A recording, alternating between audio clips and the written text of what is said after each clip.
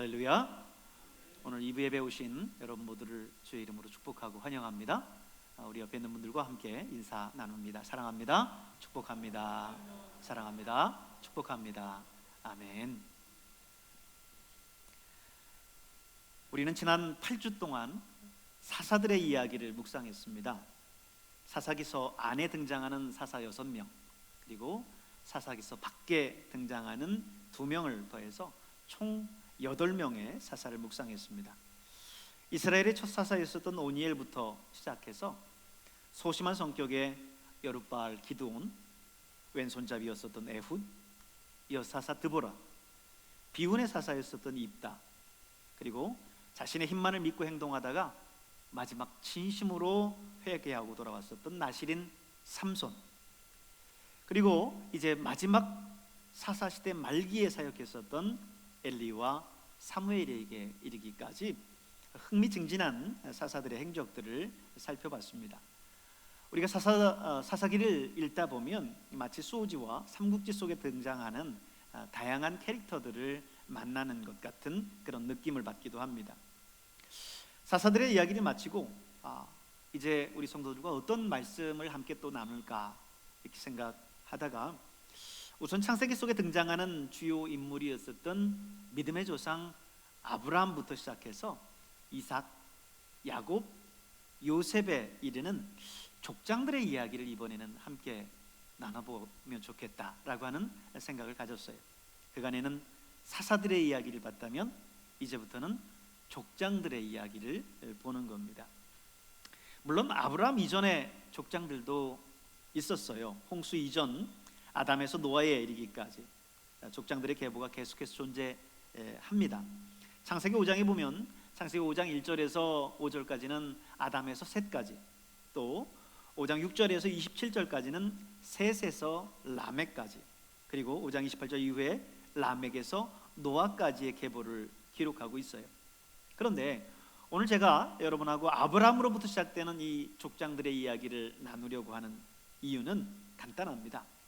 성경이 이들을 주목하고 있다라고 하는 거예요. 창세기를 보면 여러분 창세기가 총 50장으로 구성되어 있죠.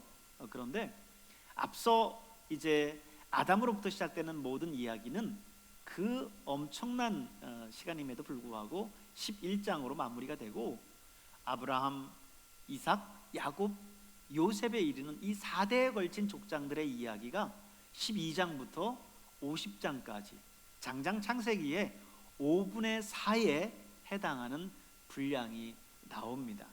그것은 그만큼 성경이 이 4명의 족장의 이야기에 상당한 관심을 가지고 있다라고 하는 것을 이야기를 해주는 거죠. 그래서 오늘은 족장 이야기 첫 번째 믿음의 조상 아브라함에 대해서 함께 말씀을 살펴보도록 하겠습니다. 여러분, 믿음의 조상 아브라함 너무나 잘 아는 인물이지요. 신앙생활하면서 이 아브라함을 모르는 분들은 많지 않을 겁니다. 아브라함은 누굽니까? 먼저 아브라함의 가문과 배경부터 한번 살펴보겠습니다. 아브라함의 가문에 대한 이야기는요, 창세기 11장부터 나오는데 바벨탑 사건 이후 노아의 아들이었었던 셈의 계보부터 시작이 됩니다. 그 구체적인 이야기는 11장 27절부터 나오는데요. 셈의 후손 가운데 누가 있었냐면 데라라고 하는 사람이 있었어요. 데라. 근데 이 데라에게 아들 삼형제가 있었습니다. 그게 누구냐면 아브라함, 나홀, 하란이었어요. 아브라함, 나홀, 하란. 그게 누구예요? 아브람, 나홀, 하란. 이게 데라의 아들들인데 여러분이 볼 때 지금 아브라함에 대해서 이야기를 하는데 왜 갑자기 아브람 이렇게 말씀하실 수도 있을 거예요. 근데 이 아브람이라고 하는 말은 원래 아브라함의 본명이었고요.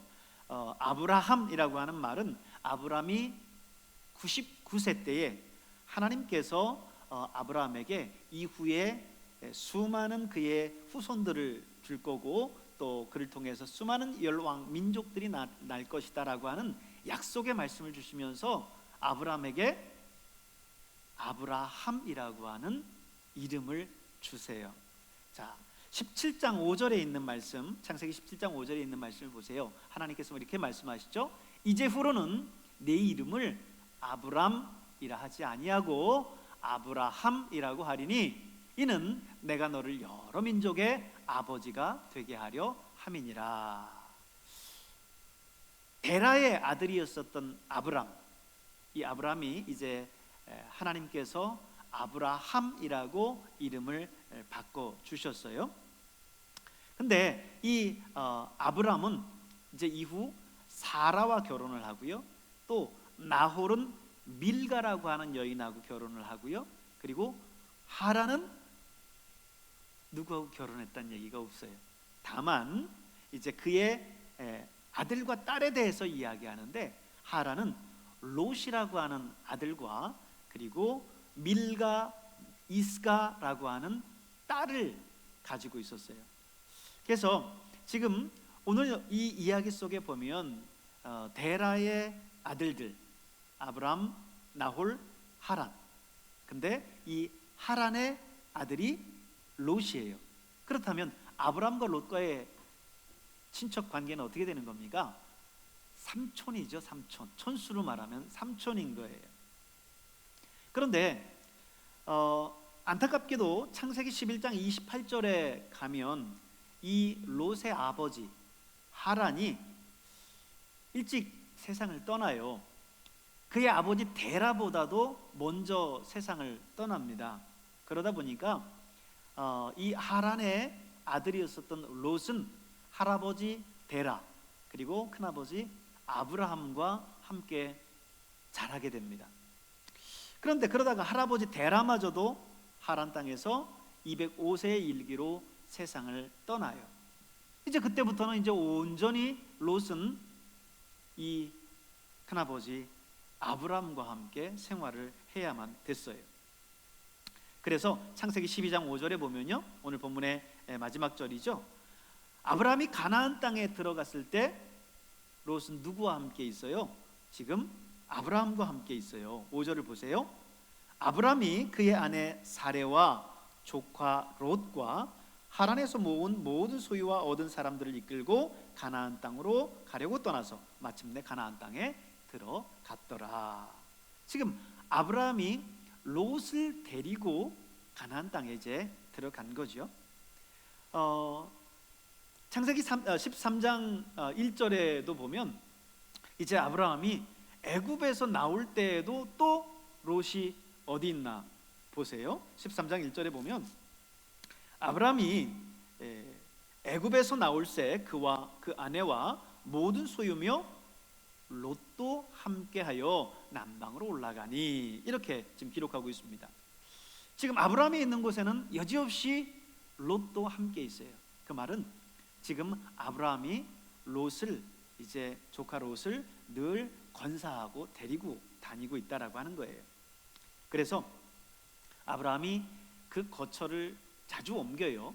그 시대의 모든 직업이 대부분 목축 아니었습니까? 그러다 보니까 오늘은 이곳 내일은 저곳 이렇게 많이 이렇게 옮겨 다녔는데, 오늘 성경 속에 기록된 아브라함의 그 행적들을 보면요, 아브라함은 원래 갈대아 우르 사람이었습니다.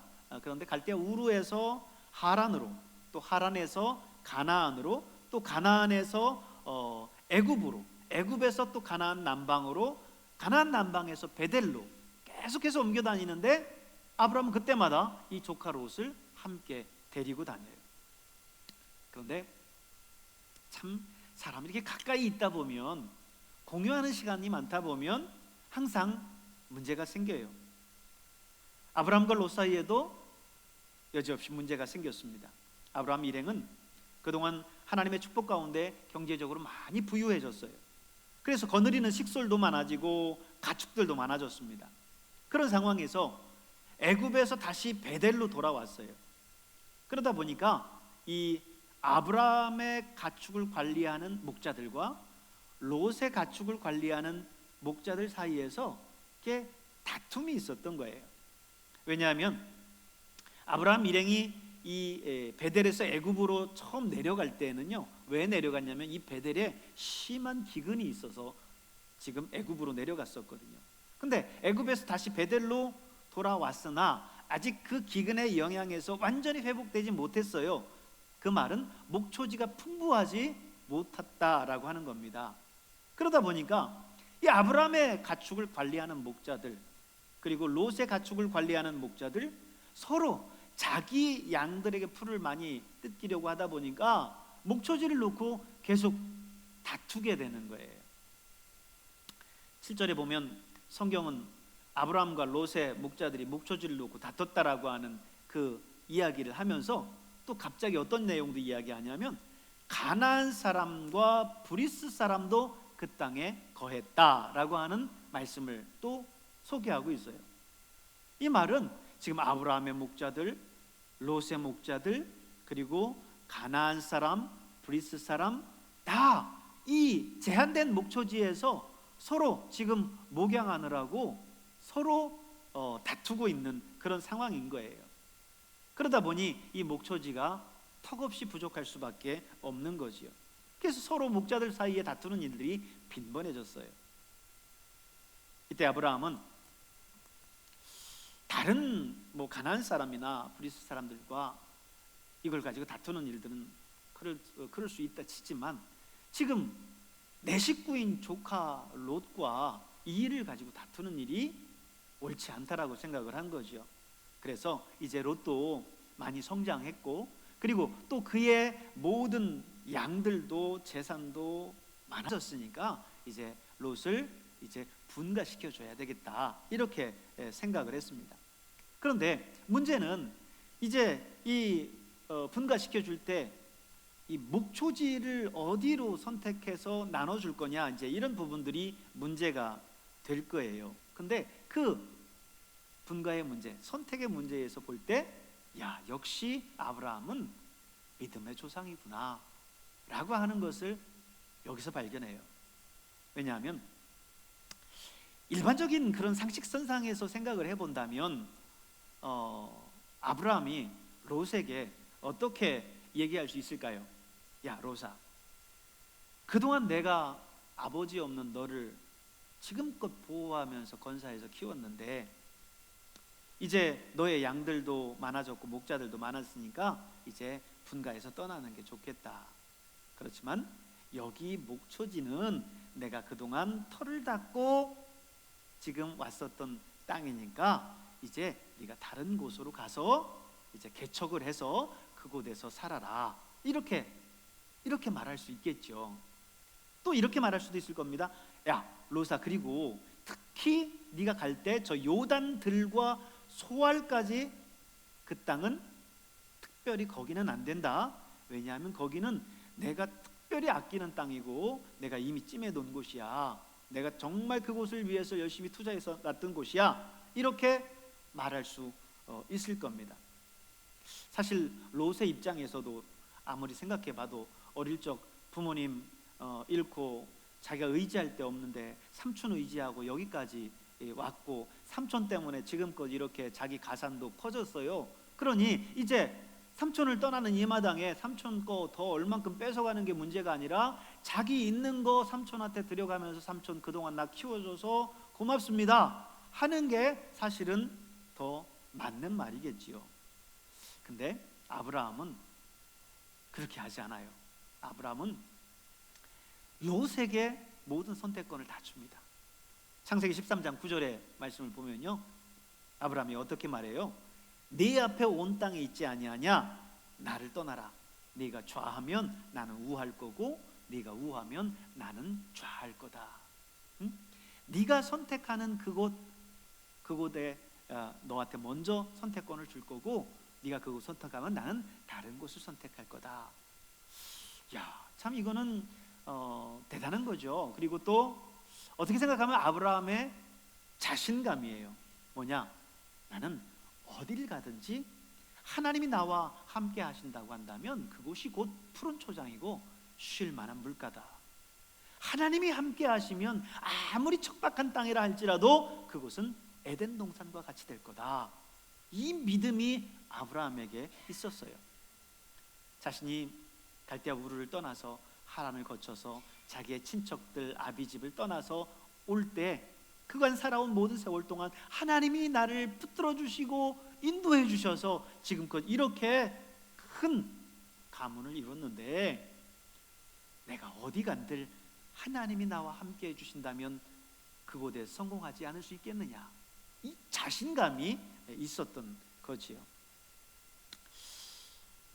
이거는 아브라함의 인격이라고 할 수도 있겠지만 또 다른 면에서는 아브라함의 하나님을 향한 분명한 강한 믿음이기도 합니다.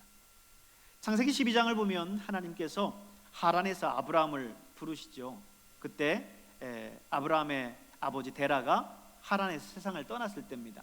하나님께서 아브라함을 부르시면서 너는 너의 고향 친척 아버지의 집을 떠나서 내가 네게 보여줄 땅으로 가라, 이렇게 말씀하세요. 내가 네게 보여줄 땅으로 가라. 그게 어딘지 몰라요.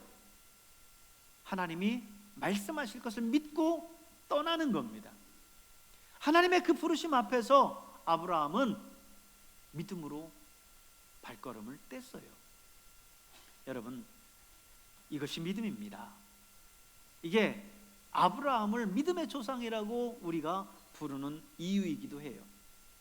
그런데 오늘 12장 4절을 보세요. 아브라함이 그런 하나님의 명령 앞에서 하나님 잠깐만요, 좀 더 생각해 볼게요. 하나님 잠깐만요, 모든 가산들을 좀 정리하고 뭔가 내가 아버지의 유산들 받아야 될 것들 좀 정리하면서 할 수 있는 시간대를 좀 주세요, 뭐 이런 게 아니에요. 12장 4절에 보면 이에 아브라함이 무엇을 따라갔고요? 여호와의 말씀을 따라갔고 그럽니다. 여호와의 말씀을 따라갔고, 하나님이 내가 가야 될 땅이 거기 어딘지 하나님께서 말씀해 주실 때까지 잠깐 기다렸다가 말씀해 주시면 그때 떠날게요, 이게 아니라 아브라함은 그 하나님의 말씀을 듣자 아브라함은 그 말씀 부여잡고 하나님께서 함께 해주시고 하나님께서 인도해 주실 것을 믿고 아브라함은 순종해서 그 말씀을 따라갔어요. 이게 바로 믿음입니다. 때로 우리 생활 가운데서 우리의 앞길이 분명하게 보이지 않을 때가 있습니다. 어디로 가야 될지 모를 때가 있어요. 그러나 그 가운데에도 하나님이 나와 함께 해 주실 것이다. 하나님은 나의 길을 앞서가셔서 내 길들을 인도해 주실 것이다. 하나님께서는 나에게 가장 선한 길을 허락해 주시고 준비해 주셨다 라고 하는 이 믿음을 가지고 그 하나님 말씀 앞에 순종해서 그 첫걸음을 띄고 가는 것, 이게 믿음입니다. 아무리 어려운 순간에도 하나님은 결코 여러분을 버리지 않습니다. 내가 세상 끝날까지 너희와 항상 함께 있으리라 말씀하셨어요. 그 하나님의 말씀을 부여잡고 어쩌면 내일 일은 난 몰라요, 장래일도 몰라요 하면서 하나님 말씀 부여잡고 그 길 따라 걸어가는 것, 그게 오늘 저와 여러분 믿음의 사람의 모습인 줄로 믿습니다. 그래서 히브리서에 있는 말씀을 보면 아브라함의 그 모습에 대해서 이렇게 이야기를 했어요. 히브리서 11장 8절에 있는 말씀을 보면 믿음으로 아브라함은 부르심을 받을 때에 순종하여 장래 유업으로 받을 땅에 나아갈새 어떻게 했다고요? 갈 바를 알지 못하고 나아갔다는 거예요. 여러분, 아브라함이 자기가 가야 할 길이 명확했기 때문에 내가 이 길을 가면 내 재산이 2배, 3배 불어나고 한다라고 하는 것을 알았기 때문에 떠난 것이 아니라 그도 역시 내일 일이 어떻게 이루어질지 몰랐어요. 갈 바를 알지 못하고 떠났어요. 다만 어떻게 해요? 여호와의 말씀을 따라갔다. 할렐루야. 하나님의 말씀을 따라가는 거예요. 지금 당장은 내일 일이 어떻게 이루어질지 모르지만 내가 주의 말씀 붙들고 나아가면 내가 도착할 그 종착역은 주께서 예비하신 놀라운 축복의 땅인 줄로 믿습니다. 아브라함이 그렇게 믿음을 쫓아서 나아갈 때 하나님은 아브라함에게 그런 아브라함에게 축복을 약속해 줍니다. 13장 14절에서 17절에 있는 말씀을 보면 이렇게 하나님께서 축복을 약속해 주세요. 우리 자막에도 나오니까 함께 우리 한 절씩 교독해 보도록 하겠습니다. 14절에서 17절에 있는 말씀이에요. 롯이 아브라함을 떠난 후에 여호와께서 아브라함에게 이르시되 너는 눈을 들어 너 있는 곳에서 북쪽과 남쪽 그리고 동쪽과 서쪽을 보라.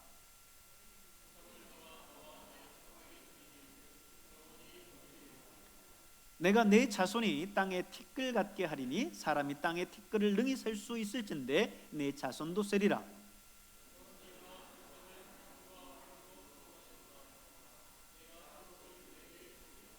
아멘. 여호와의 말씀을 믿고 믿음으로 반응해서 순종해서 떠나는 그 아브라함에게 하나님이 약속해 주시기를 아브라함아 북쪽, 남쪽, 동쪽, 서쪽을 봐라. 네 눈을 들어서 쳐다보는 그 모든 보이는 그 땅을 내가 너와 내 자손에게 주마. 내 자손이 땅에 티끌같이 많아질 거고 정말 셀 수 없이 많아질 것이다. 네가 일어나서 네 땅을 종과 횡으로 두루 다녀봐라. 그 땅을 내가 너에게 줄 거다. 하나님께서 이 축복의 약속을 아브라함에게 주셨어요.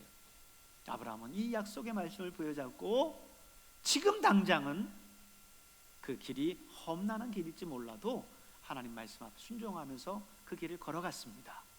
여러분, 오늘 우리에게 주어져 있는 우리의 인생의 길이 힘들고 어렵다 할지라도 지금 힘든 이 상황들을 바라보지 마시고 주님께서 아브라함에게 약속하셨던 것처럼 오늘 저와 여러분에게 약속하셨던 그 놀라운 축복의 약속을 바라볼 수 있길 바랍니다. 그 약속의 말씀 바라보고 나아가면 하나님께서 마침내 아브라함을 축복하셨던 것처럼 여러분을 축복해 주실 거예요.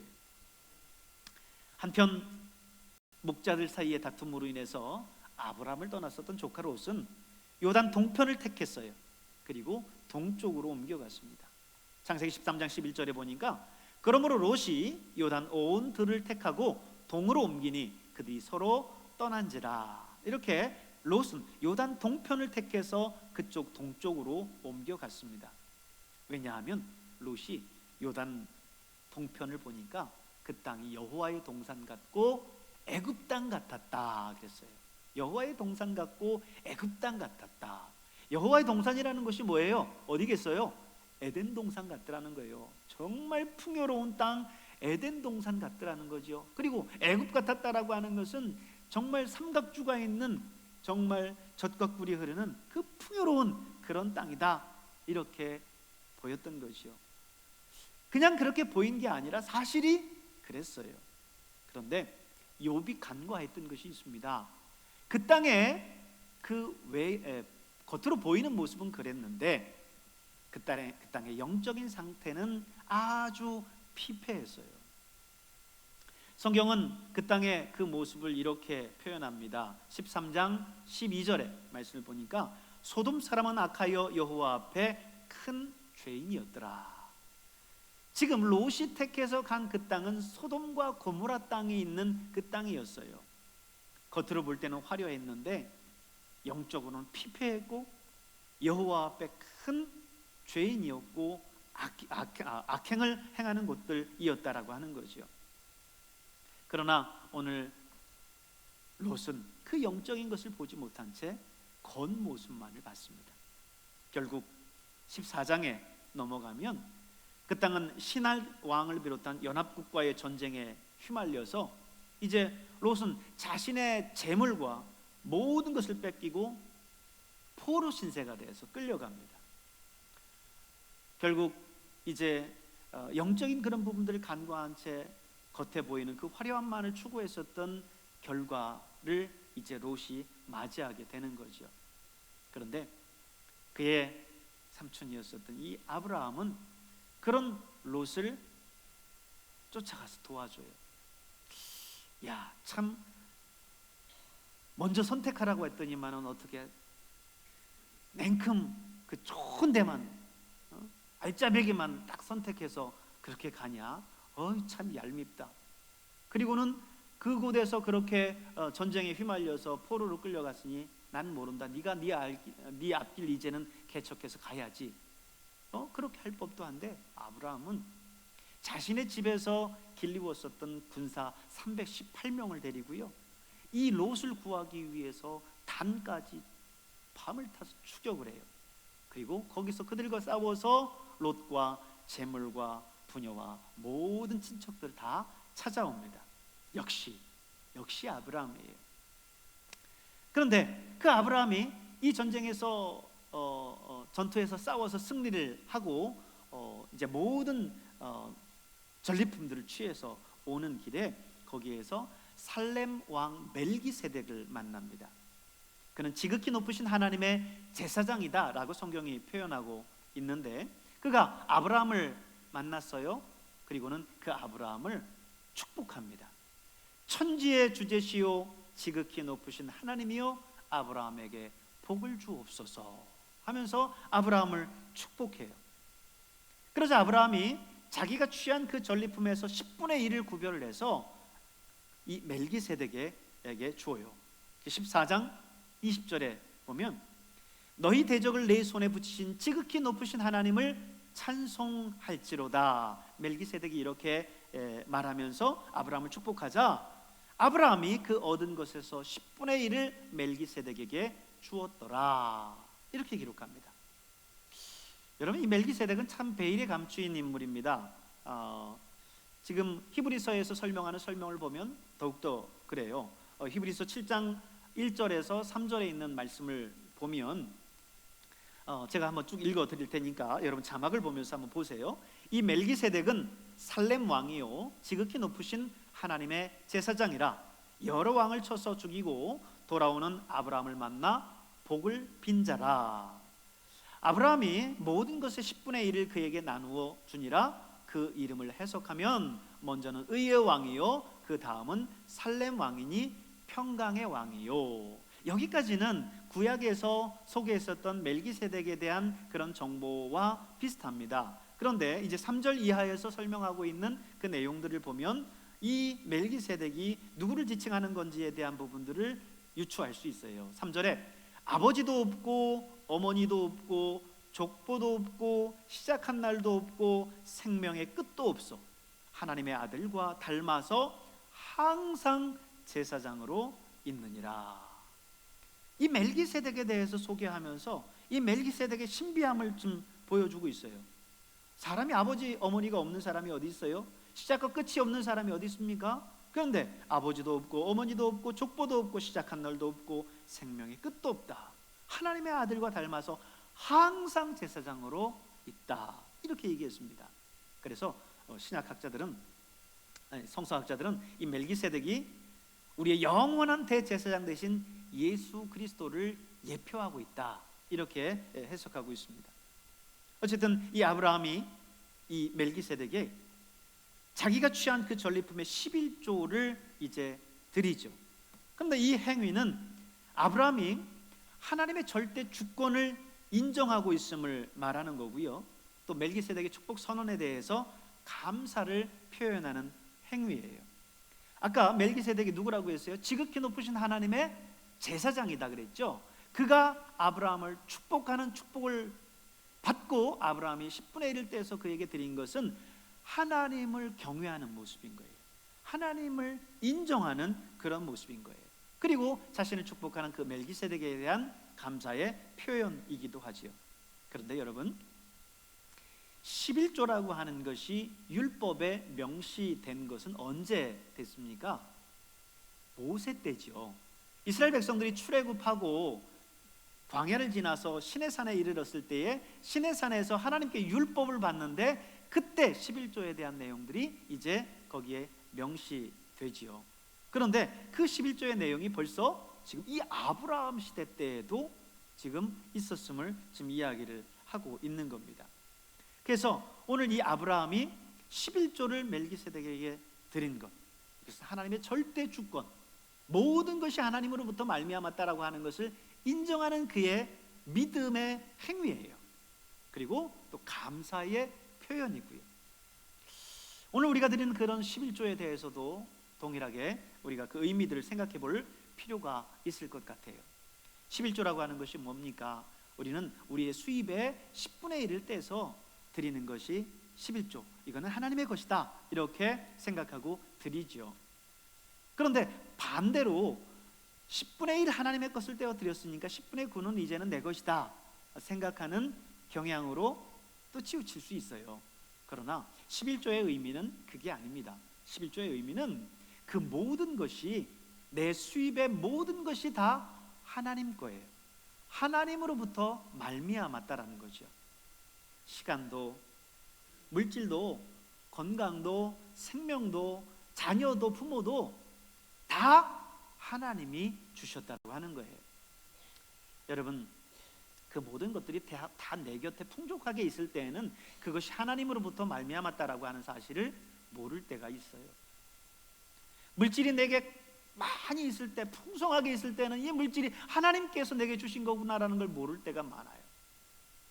내가 건강할 때는 이 건강이 하나님께서 주신 거구나라는 걸 모를 때가 많아요.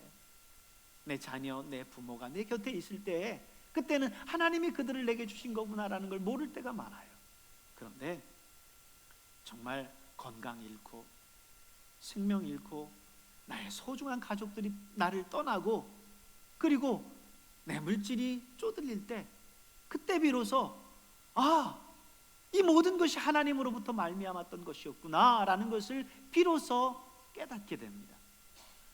사랑하는 여러분, 시간도 물질도 건강도 자녀도 부모도 내 모든 생명도 하나님이 우리에게 주신 하나님의 것이라고 하는 것을 여러분 기억하시기 바랍니다.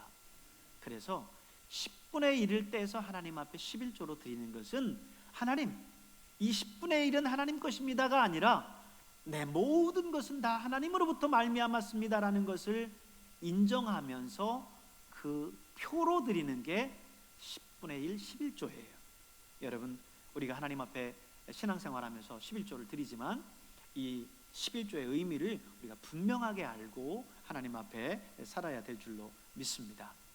오늘 우리는 족장들의 이야기 첫 번째 인물 아브라함에 대해서 살펴보되 14장까지 이어지는 아브라함의 생애를 살펴봤어요. 그의 믿음의 행적들 하나하나가 우리에게 어떻게 우리가 신앙생활을 해야 되는지에 대한 부분들을 도전해 줍니다. 사랑하는 여러분, 오늘 여러분에게 주신 여러분의 생애 동안 아브라함처럼 정말 믿음의 삶, 순종의 삶을 살아가는 저와 여러분 될 수 있기를 주님의 이름으로 축복합니다. 기도하겠습니다.